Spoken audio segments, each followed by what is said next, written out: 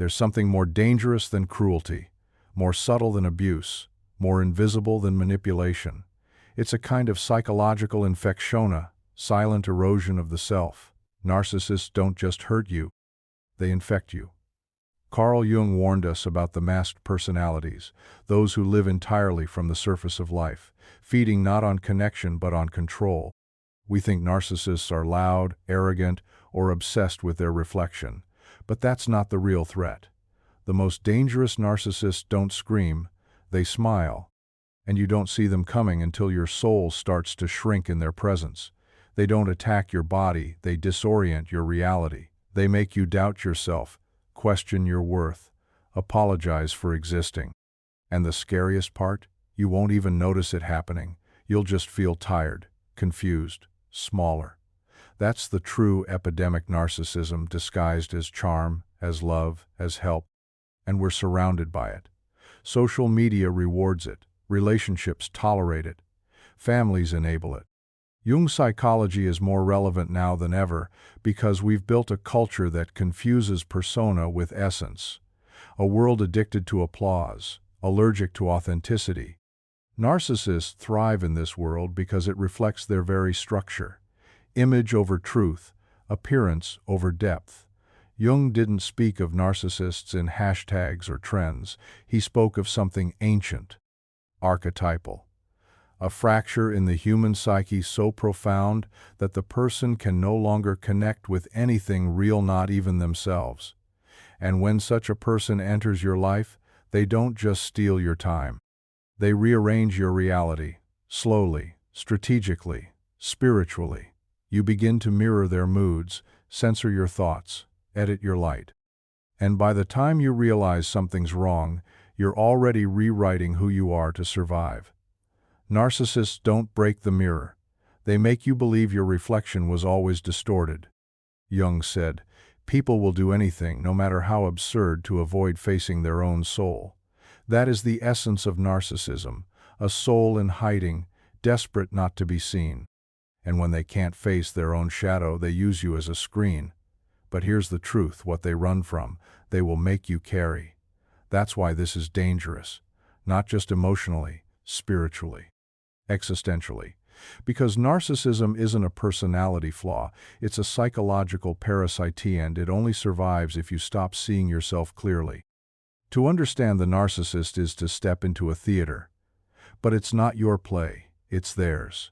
And every interaction you have with them is a carefully choreographed performance where only one role matters, theirs.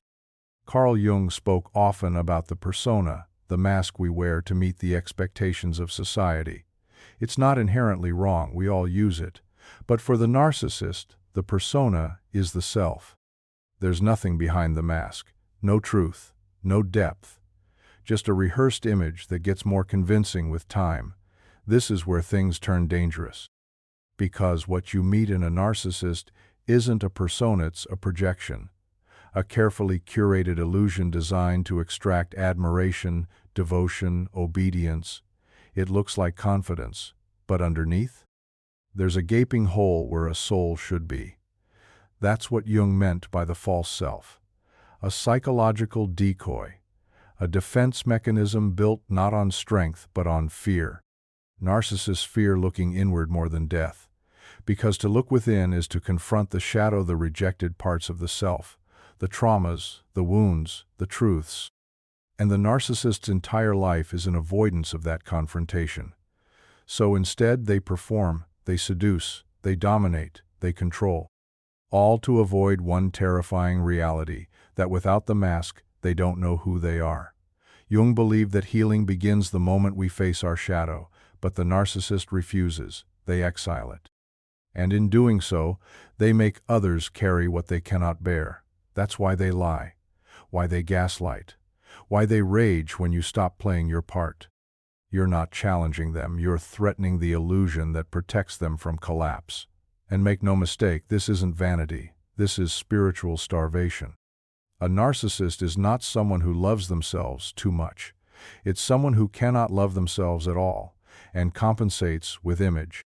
They are haunted by their own emptiness, and instead of healing, they weaponize it. You may think they're strong, untouchable, but what you're seeing is armor, not confidence. Their power is a disguise, their charm is a trap, and their love? Conditional, transactional, always tied to control. Jung taught that until we integrate what we deny, we will become slaves to it. The narcissist lives as a slave to their own mask, and they'll make you wear one unless you learn to see behind it. Because the greatest danger isn't falling for the narcissist. It's forgetting who you are trying to survive them. Carl Jung once said, "What you resist not only persists, but grows in size." And nowhere is this more evident than in the soul of a narcissist. Because what they resist is themselves, their real self, their flawed self, the vulnerable child they once were, the guilt they carry but never name, the fear of not being enough, all of it buried, denied, exiled. This is the shadow. Jung's term for the parts of us we don't want to see, don't want to feel, don't want to own. And the narcissist? They refuse to look at it. But here's the brutal twist. What they refuse to see doesn't disappear, it multiplies. It festers in the dark. It waits. And when the pressure builds, when the persona starts to crack, that unowned pain leaks out, not inward but outward, onto you. They disown their flaws by assigning them to others. If they feel envy, suddenly you're the jealous one. If they feel insecure, you must be trying to make them feel small. If they lie, they accuse you of dishonesty. And over time, this distortion becomes so constant, so precise, that you start to doubt your own reflection. That's not confusion, that's projection. It's the narcissist's way of surviving the war inside them by making someone else fight it. Because if they admitted their faults, their facade would collapse. So, instead, they create a world where everyone else is the problem. Everyone else needs fixing. Everyone else is broken. And they stay untouched, righteous, blameless. But make no mistake, this isn't confidence. It's terror in disguise. To own their shadow would mean facing everything they've built, their identity around avoiding. It would mean seeing themselves. And that's unbearable. Because the narcissist doesn't just reject criticism, they fear it. Deep down, they're not afraid of being disliked, they're afraid of being seen. Seen without the performance. Seen without the power. Seen without the mask. Because underneath it all, they believe the truth is unlovable. So they deny it. And what's denied becomes projected. And what's projected becomes destructive. And if you're not aware, you become their mirror, the screen onto which they cast every wound they won't face. But here's what Jung knew. Whatever you refuse to face will eventually face you. And if they won't look inward, they will turn outward. And that's how good people get burned for things they never lit. There's a moment in every relationship with a narcissist when something starts to feel wrong. Not loud, not obvious, just off. You begin to feel guilty for things you never did. You question yourself after every conversation. You start saying sorry just to keep the peace. And yet, they never do. That's not miscommunication. That's projection, the narcissist's favorite weapon. In Jungian psychology, projection is when we unconsciously assign parts of ourselves onto others. We all do it. But for narcissists, it's not occasional, it's their entire strategy. Why? Because it allows them to live a life untouched by responsibility. Every flaw, every mistake, every impulse they can't accept in themselves, they see in you. They offload their shame onto your shoulders and make you carry the emotional debt. It's a psychological sleight of hand, and it's terrifyingly effective. Because they don't just say it, they believe it. They feel righteous while you feel wrong. And over time, this constant displacement erodes your sense of reality. You start to think, maybe I am the problem. Maybe I am too emotional, too sensitive, too much. But you're not. You're just standing in the line of fire of someone who refuses to look at themselves. Jung wrote, "Everything that irritates us about others can lead us to an understanding of ourselves. But the narcissist doesn't use irritation for self-understanding. They use it for deflection. When something triggers their shadow, instead of reflecting, they project. If you shine too brightly, you're accused of showing off. If you draw a boundary, you're selfish. If you speak your truth, you're disrespectful. Every healthy act becomes twisted through their lens and handed back to you as a weapon. But here's the truth: none of it is yours. Their accusations are confessions in disguise. Their blame is misdirected shame. Their criticism is self-hatred wearing your name. And if you're not conscious of it, you'll absorb it. You'll carry their unlived pain, their rejected self, their shadow. But you're not a container for someone else's unconscious. You're not here to be their mirror. You're here to be you. The narcissist uses projection to survive, but you can use awareness to protect yourself, because once you see the pattern, you can break it. You stop apologizing for their wounds. You stop shrinking to fit their delusions. And most importantly, you stop playing a role in a drama that was never yours to begin with. At first, they seem perfect. The way they look at you, listen to you, reflect back every hidden part of you you've longed to be seen. It's electric, addictive, disarming. And you tell yourself, finally, someone who gets me. But what you don't realize, at least not yet, is that what feels like connection is actually calculation. Carl Jung warned us about the persona, the social mask we all wear. But narcissists don't just wear a mask, they become it. And the mask they show you? It's your own light, reflected back. They don't reveal who they are, they reveal what you want. That's their magic. That's the trap. You think you're being loved, but really, you're being studied. They watch your expressions, your wounds, your softness. They learn your language, mimic your rhythm, echo your beliefs, and it feels like destiny, but it's design. A narcissist is not interested in intimacy, they're interested in control, and charm is their Trojan horse. Because once they know how to access your soul, they stop pretending. That attentiveness fades. The sweetness curdles. The warmth turns cold. And you're left wondering where that magical person went. The answer? They were never there. What you loved wasn't real, it was a performance, rehearsed and delivered with precision. Jung understood this deeply. When someone builds their entire identity on the persona, there's no authentic self behind it. There's only image. And if you threaten that image by asking questions, by setting boundaries, by being real, they punish you, because your reality exposes their illusion. The narcissist's charm is a mask made of your own desires. And that's why it's so hard to let go, because to lose them feels like losing yourself. But here's what you must remember. If someone only mirrored your light and never revealed their own, you were never loved, you were used. The real test of love isn't how perfectly someone reflects you. It's what they bring into the light when the mirror cracks. And if behind the charm there is silence, cruelty, control, you weren't chosen for who you are. You were selected for how easy it was to be everything you wanted until it no longer served them. You didn't fall into their world by accident. You were chosen. But not for the reasons you think.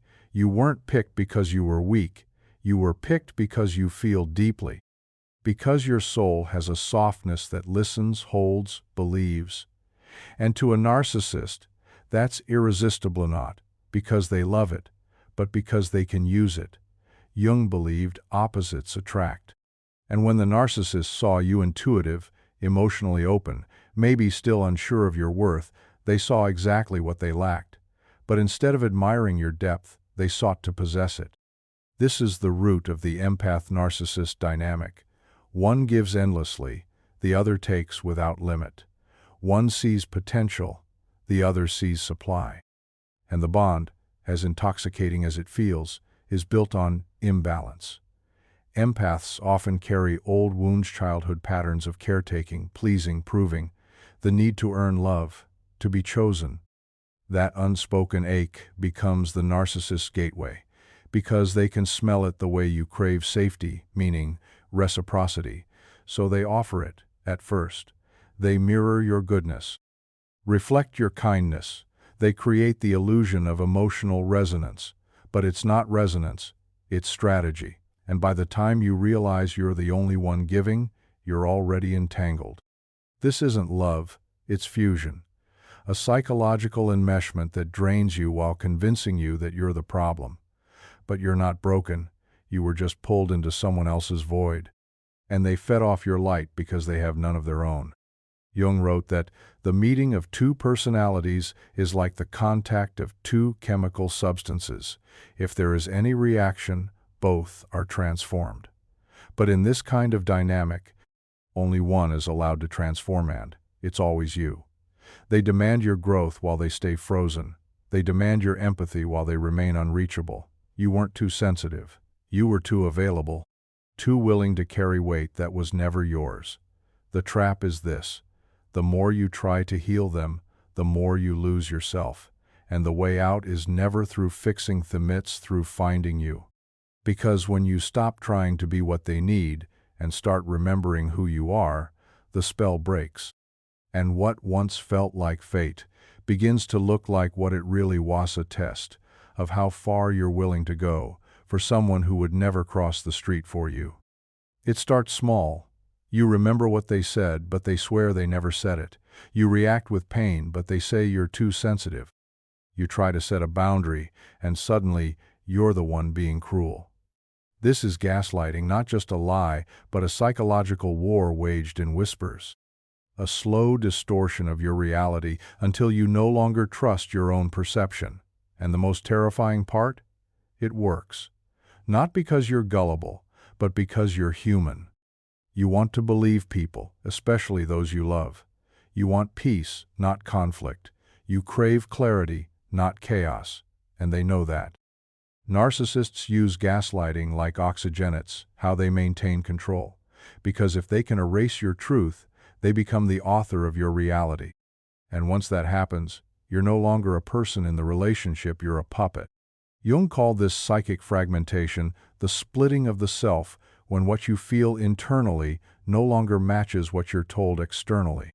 You begin to live in two worlds, the one your intuition screams is real, and the one you're being forced to accept. Over time, this duality breaks you. You second-guess yourself constantly. You apologize for things that weren't your fault. You start to feel like a ghost in your own life, present but disconnected, numb, lost. This is not an accident. This is a tactic. A narcissist doesn't need to hit you to destroy you. They just need to make you question yourself enough that you hand over your power willingly. The mind starts to fracture. The identity begins to fade. And in its place grows a version of you that exists only to please, appease, and survive. Jung knew this was soul death the moment a person stops trusting their inner compass and starts living according to someone else's map. And here's the most insidious part. They will praise your confusion. They will call your collapse growth. They will tell you that your pain is proof you're healing, that your silence is maturity, that your surrender is love. It's not. It's erasure. If you've ever asked yourself, why do I feel so empty around them? It's because that's the point. The goal of gaslighting is not just to win the argument, it's to redefine you. And once they've done that, they no longer have to control you because you'll do it for them. You don't just walk away from a narcissist and go back to who you were. You walk away carrying invisible wounds, bruises that don't show up on skin but on spirit. Because this kind of pain isn't loud, it's quiet.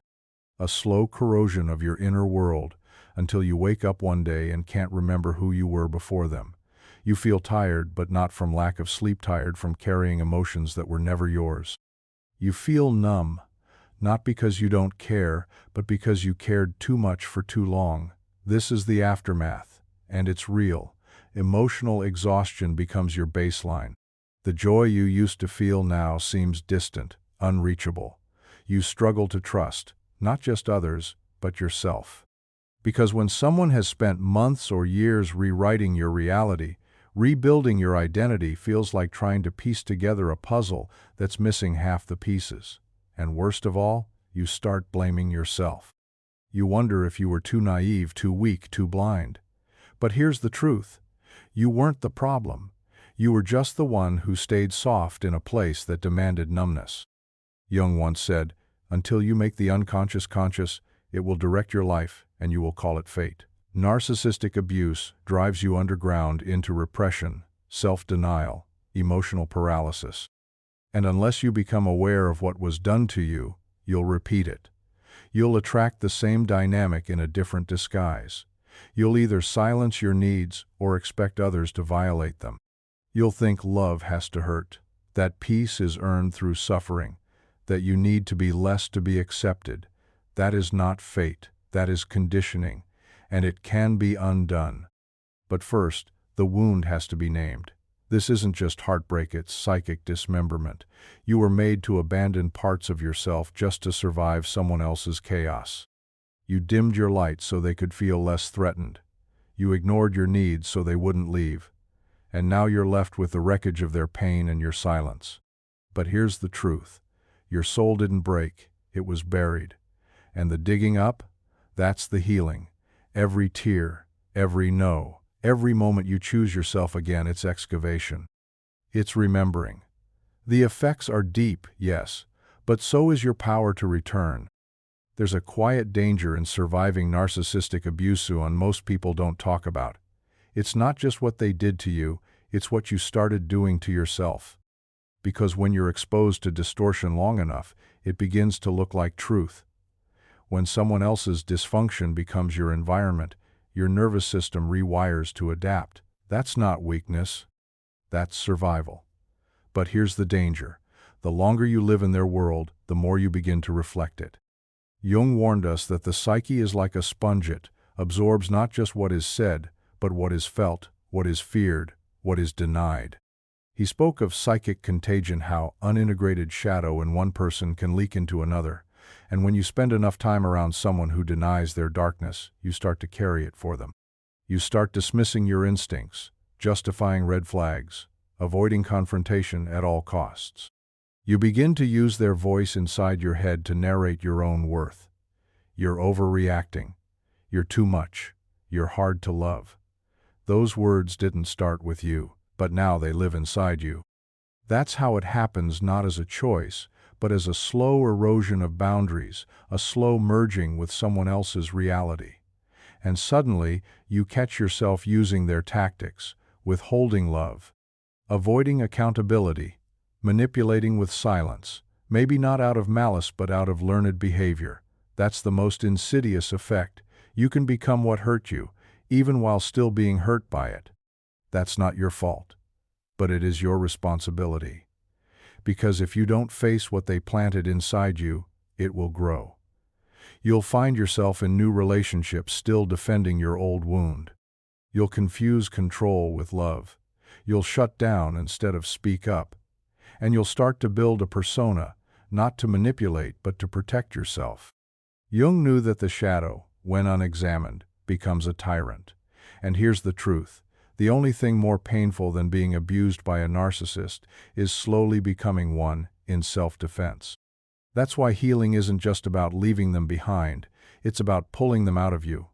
It's about learning to speak to yourself with a voice they never could. Because if their shadow lives on in your mind, the abuse didn't end, it just changed form. You wanted to help, to heal, to love them back to wholeness. You saw the child behind the mask, the pain behind the rage. You believed if you loved harder, stayed longer, forgave more, they'd finally open up, finally change. But they didn't. And here's the hardest truth of all, they never intended to. Carl Jung was clear, you cannot awaken someone who is determined to stay asleep. The narcissist does not want healing, they want control. And every time you offered them your compassion, they mistook it for weakness. Every time you extended grace, they saw a new door to walk through with their manipulation. You weren't loving a person, you were bleeding for a mask. And that's the tragedy. You saw something real. But what you saw wasn't the narcissist. It was your own capacity for depth, for healing, for hope. You projected your heart onto someone who couldn't hold it. And the more they resisted your help, the more you felt compelled to offer it. But healing isn't something you can do for someone, especially not someone who won't even admit they're in pain. Jung spoke of the shadow as the gateway to transformation, but only if one chooses to enter it. The narcissist refuses. They live in opposition to truth. And trying to save them is like trying to fill a cup with no bottom. You pour and pour and pour and end up empty. That's not love. That's self-destruction dressed in loyalty, and it costs you more than time. It costs you, your energy, your dreams, your ability to trust, your voice. The saddest part? They rarely notice the loss, because they never came to be healed. They came to be served, and when you finally collapse, they will either blame you or replace you. That's not your failure. That's their pattern. You can't teach someone to value depth when they fear their own. You can't teach someone to love when they only know how to take. And the longer you try, the more you betray yourself. Jung warned that helping someone who rejects their shadow is like walking into a storm with no roof. You won't survive it. And even if you do, you'll be soaked in a storm that was never yours to begin with. Let them go. Not because they don't deserve healing, but because you do. After the narcissist is gone, something strange happens. The silence feels heavier than the chaos ever did. Not because you missed the drama, but because for so long, your identity was shaped around surviving it. Now, you're left with fragments, pieces of yourself you hid, silenced, or forgot entirely. And this is where healing begins, not with forgetting what happened, but with remembering who you were before it did. Carl Jung called this process individuation, the journey of becoming whole by integrating every part of the self, the light, the shadow, the wounded, the wise. It's not about becoming someone new. It's about reclaiming who you were always meant to be, before someone convinced you otherwise. Individuation is the antidote to narcissistic damage, because narcissistic abuse splits you. It creates confusion between your real self and the version you had to become to be tolerated. But Jung knew that wholeness isn't about perfection, it's about integration. It's about going inward, pulling back the parts of you that were exiled, the voice that was too loud, the boundaries that were selfish, the needs you were told to ignore. All of it belongs. Every piece they tried to shame into silence is a part of your truth, and the work now is to call those pieces back home. Start small, say what you mean, ask for what you need, listen to your intuition without apologizing for it. Individuation isn't loud, it's not a grand declaration, it's subtle, it's sacred. It's saying no without guilt. It's trusting your inner voice over their past criticism. It's choosing peace, even if it means solitude. Most of all, it's about becoming your own anchor, so you're never lost in someone else's storm again. Jung wrote, "The privilege of a lifetime is to become who you truly are, and that privilege begins now." You survived their version of you. Now it's time to meet your own. The path isn't easy, but it's yours, and every step you take toward yourself is a step away from everything that tried to bury you. One of the most devastating effects of narcissistic abuse is not what they did to you, but what they made you believe about yourself, that you were too emotional, too dramatic, too needy, that your love was a burden, your intuition a threat. Over time, you began to shrink not just your voice, but your essence. But here's what Jung would say: those parts of you weren't wrong, they were misunderstood. What they called too much was depth. What they rejected was your truth. You weren't too sensitive. You were intuitive. And now, it's time to get it back. This is where shadow work begins, not by blaming yourself, but by reclaiming yourself. It's about turning inward, not to fix what's broken, but to welcome back what's been exiled. Jung described the shadow as everything within us we have rejected or denied, and when we do this work consciously, we stop being a reflection of their projection and start becoming the mirror of our own truth. Begin with questions, not judgment. What part of me was hardest to hold in that relationship? When did I start apologizing for simply existing? Whose voice is this in my head, and do I want it there? Write it down, speak it aloud, bring it out of the unconscious and into the light, because what we don't face becomes fate, and what we do face becomes freedom. Look at the patterns you inherited, not just from them, but from before them. Childhood wounds, inherited beliefs, ancestral silence. What did you learn you had to be to feel safe? And what are you afraid will happen if you stop being that? The shadow holds these answers, not to shame you, but to liberate you. This isn't about becoming someone stronger, tougher, harder. It's about becoming someone truer, someone who no longer edits her magic to be digestible, someone who no longer calls survival love. This work is sacred, and it's yours now, because every trait they tried to erase was a threat to their illusion but a lifeline to your truth.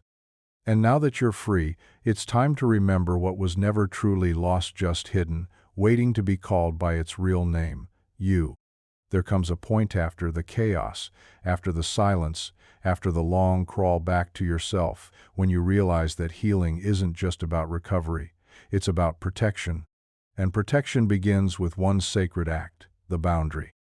Not a wall, not a punishment, but a declaration of value. Setting a boundary is not cruelty, it's clarity. It says, this is where I end and you begin. And that distinction after the enmeshment of narcissistic abuse is not just healthy, it's holy. Carl Jung understood that when we deny our soul's truth to avoid conflict, we betray the very thing we're here to become. He believed saying no was more than resistance. It was a way of preserving integrity, the alignment between inner truth and outer action. And when you set a boundary, you're doing just that. You're choosing to live in truth, even if it disappoints someone else's illusion. You're not here to be consumed. You're not here to be understood by everyone. You're here to belong to yourself. And belonging requires limits. Because your energy is sacred. Your peace is not public property. And your time is not an open door for those who only knock when they need something. But here's the hard part: boundaries will trigger people who benefited from your lack of them. They'll call you selfish, cold, unkind. They'll guilt you. They'll punish your refusal. Not because you're wrong, but because you're no longer available to be used. And that shift exposes them. But you're not here to maintain other people's comfort at the cost of your sanity. You're not responsible for how someone reacts to your truth. You are only responsible for whether or not you speak it. Jung said, the most terrifying thing is to accept oneself completely. But when you do, boundaries are no longer barriers, they're mirrors. They reflect who you are, what you value, and what you will no longer tolerate. Every no you speak with love is a prayer. Every door you close with intention is a step deeper into alignment. This is spiritual work. Not loud, not dramatic, but sacred. And if you've ever felt guilty for choosing yourself, remember this: boundaries don't push people away. They reveal who was never really with you. As painful as it was, as much as it cost, there is a strange kind of clarity that comes with distance. When the fog of their manipulation clears, when their voice no longer lives inside your decisions, a question begins to form, not about them, but about you. What did their presence awaken in you? What did they reflect? Because here's the truth most never want to admit. The narcissist was a mirror, not of your faults but of your unmet needs, your hidden fears, your unconscious patterns. Jung taught that every encounter, no matter how destructive, can be a teacher if we're willing to look inward. And this one, the one that almost broke, you revealed more than you knew was there. They mirrored the part of you that longed to be chosen, the ache for validation, the instinct to fix what hurts. The quiet belief that if you gave enough, you'd finally be enough. That wasn't weakness. That was wounding. And the narcissist found it not by accident, but by design. They stepped into your blind spot, into the parts of you you hadn't yet claimed.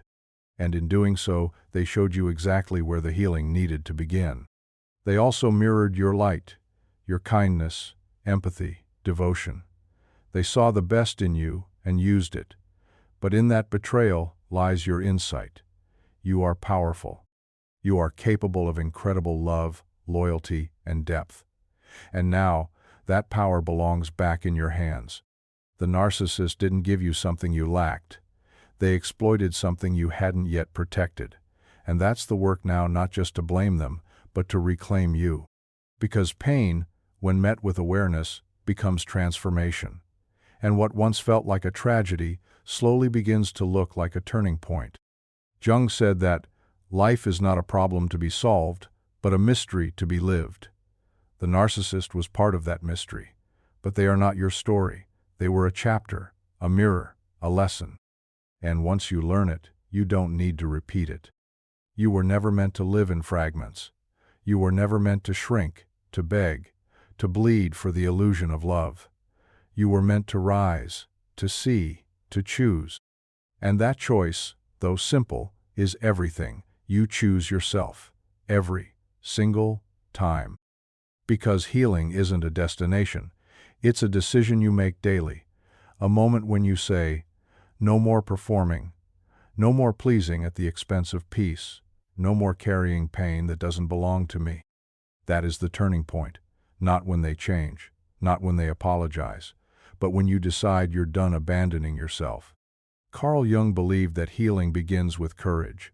The courage to see clearly, to face your shadow, to name the patterns, to break the cycles, to stop calling survival love and start calling truth home. And clarity, while painful, is a form of liberation, because once you see who they were, you also begin to see who you are, and that sight cannot be unseen. You were never the problem. You were simply unprotected. But now you know better. Now you understand that love without respect is not love. That being needed is not the same as being valued. That peace is not found in someone else's approval but in your own alignment. Choosing yourself doesn't mean you won't feel lonely sometimes. It doesn't mean you won't remember the highs, the illusion, the potential, but it means you no longer negotiate your worth to feel wanted. It means you no longer silence your truth to keep someone else comfortable.